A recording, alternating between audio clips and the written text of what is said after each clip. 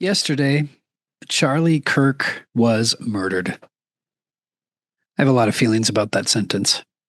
In this episode, I am sitting with what that means. There is anger, there's grief. Also thinking about like the harm of words.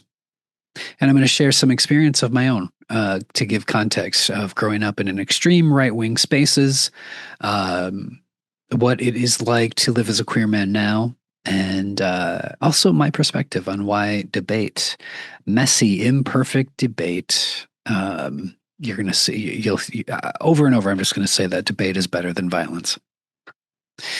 I've kind of already said this, but you might be wondering why you should listen to me, a lowly actor on this topic. Here's some of why. I come from an ultra right wing background, one with some extreme religious parts in it that have even been defined by courts of law with rulings that include misdemeanors and felonies. These days, as a queer adult man, I've definitely experienced firsthand and really understand, I think, like how words and rhetoric, like Charlie Kirk's rhetoric and his words, how those can cut and they can control and justify harm. Yeah, so that combination of history and identity, that gives me a bit of a lens that I'm going to be talking from today. It's personal, and it's definitely shaped by some experience. I feel like I want to start here with saying like this isn't about doing a hit piece on Charlie Kirk. I'm going to be sharing certainly some of the ways that his rhetoric hurt me personally and hurts communities of people that I love. But I also want to just mention a few other things, and just I'm just going to be kind of riffing and thinking out loud here. But we're living in like this us versus them mentality, like this sanctimonious, my side is so much better performance. And dear God, that was what my religious family, my very conservative right wing Christian nationalist family, like that was the beat of the drum that we marched to. Sanctimonious, my side is better. We understand something. We have the answers. And I don't know. Do you feel that too? Do you feel that divide? Do you feel that division? Do you feel that happening? I see it so much right now in what I'm seeing online in social media commentary about this tragic event with Charlie Kirk. The tragic events. I mean, oh my God, I can go down like this list just in the past month. That is horrendous to me. Like it's like Charlie Kirk is just one on this list that just keeps going and going and going of violence, of murder, of gun violence, of people just being shot and killed because they have differing thoughts and beliefs. Yeah. So do you feel that divide? Do you feel that division? Do you see that happening? You know, what is it about keeping us from coming together? Like to what end? I've already said this a little bit, but I know that, yeah, was I raised to distrust the government? Absolutely. And I do. In all of this, I keep thinking, like, who benefits from keeping us fractured? Who benefits from forcing us into these separate belief systems? These two political parties, these endless echo chambers. Like, who gains when we divide ourselves in this way? I feel like I probably should just toss this in there too. Am I distrustful of the government? Was I raised with that mentality? Yes. Do I 100% like buy into that still? No, not a bit. But I can go down that rabbit trail, obviously, and I'm gonna just keep moving forward. This other thing that really ties into this thing is like the word is the phrasing is the tolerance of paradox, or the paradox of tolerance. Sorry, that we cannot be endlessly, like as a society, like we cannot be endlessly tolerant of ideas and rhetoric that are themselves intolerant. I'm reminded of some T-shirts that I saw, like as a teenager, in the spaces that I grew up in. The back of the T-shirts, it had splashed across it, "Intolerance is a beautiful thing," and it listed all of these characters and people from the Bible who were intolerant. And guess what? Most of them were violent. And most of them were hateful. And most of them were, standing up for what is right. But if you haven't heard of this before, because I only came across this, I feel like, in the last couple of years and some of the things I've been reading, but it is that paradox of tolerance. I'm going to repeat it. We cannot be endlessly tolerant of ideas and rhetoric that are themselves intolerant, not to justify violence, not to rationalize murder, but to recognize that some ideologies are fundamentally incompatible with a society that values life, dignity, and human rights. Within that framework, like, some ideas cannot be simply included without causing real harm. I have to repeat that. We have to recognize that some ideologies are fundamentally incompatible with a society that values life, dignity, and human rights.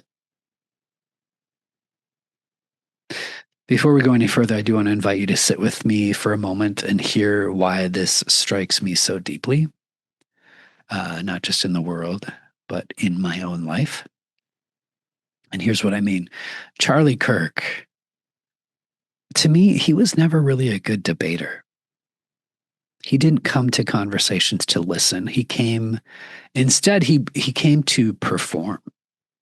He became sort of a caricature in my mind when I would watch him. He could smile. He could, throw out Bible verses without context, and and he could deliver like these lines with like this polished confidence, even if the lines were hollow. Ah, and that's dangerous. That actually can be really dangerous, because words shape worlds, and words grow followings, and his words hurt. They fueled narratives that justified harm. As a queer man, oh God, I feel that personally. Like, my right to love, to marry, to exist with dignity. Those were things that Charlie Kirk's rhetoric trampled on. Obviously, that hits me even harder because of my history. Again, I've been in spaces where scripture was twisted and used like a weapon. My family past, courts of law, again, they would define some of the parts of my past as deserving of misdemeanors and felonies. In addition to, yeah. If you've heard me talk on some of these things, you already know some of it. So I'm digressing. But I am also, in the midst of this, I am very much reminded, whenever I would hear Charlie Kirk's talking points, they reminded me of that. They reminded me of this childhood that I survived. They reminded me of the childhood of religious indoctrination. They reminded me of the childhood that included some physical violence towards myself. They reminded me of, all of these things. And that is really dangerous. Uh, yeah. Yeah. There's something else too that is bigger here than something that I think is bigger than Charlie Kirk. And it is the culture of debate itself, like the way that we engage with each other right now. It rewards owning the other person, slamming them, and building these echo chambers. It's all about sound bites, gotcha moments, and it's like it's entertainment. This is not understanding. This is not growth. This is not connection. I will say this. I love that Charlie Kirk. I love it that he was willing to engage with people who saw the world differently. I just wish that he had, in addition to like building these videos and things like that, where he would show up and engage with people. I wish he had also approached it with the like being willing to listen. I wish we all would listen more. Like, think about it. Do you who are listening, do you know someone who's trans? Like, have you really listened to them? Do you know someone who's Muslim? Like, someone whose beliefs feel foreign or even extreme to you? Like, have you tried to understand why they believe what they do? And maybe even connect that belief to it's like, wait a minute, what pain or what experience might be behind that belief? These are questions that, like, listening actually is really not easy. Most of us, like myself included, are horrid at it. Actually, I take that back. Am I horrid at listening? No, not all the time. And I would say that, yeah, I'm not going to own that. No, I'm not horrid at listening. Anyway, maybe you've had your own version of this, like, this sort of an experience where it's like, someone's quoting scriptures or politics at you and they're using it like a weapon. And like, if you have, I can relate to that. Like that can go so deep. Um,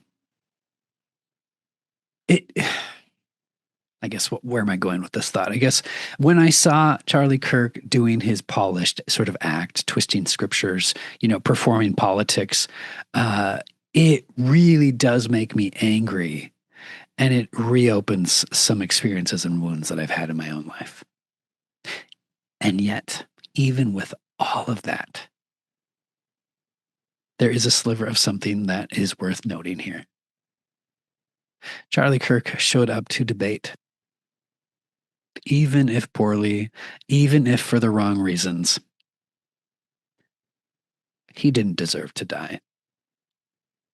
What he deserved was a proper debate, to be challenged with logic, reason, and truth, to be shown publicly why his rhetoric was faulty. Because that is how ideas grow. That's how I believe they grow. That is how we as a society move forward.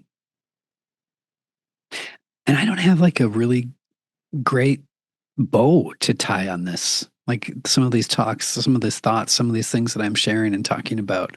And maybe that's where you feel stuck too. Like I feel stuck. I feel like I'm in this like messy places. There are not easy answers in this. Um, I have questions. I have this deep ache. Maybe you have that too, like this overwhelming feeling of needing to like do something, but not necessarily knowing what that something is. Um, there's so many things that one could do. And you could spread yourself so thin, and you could, also curl up into a ball underneath your bed and be like, I don't know what the, like, leave me alone. And I feel all of that. Uh, I guess I'm going to just kind of repeat what I just said too. Are you listening? Like, are you actually listening to understand? Or are you just standing there waiting till the other person pauses so that you can, like, you're not even listening. You're just waiting so that you can open your mouth.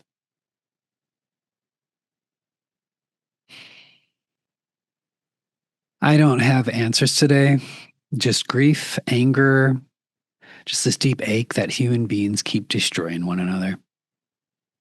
I want a world where my existence and yours is not up for debate.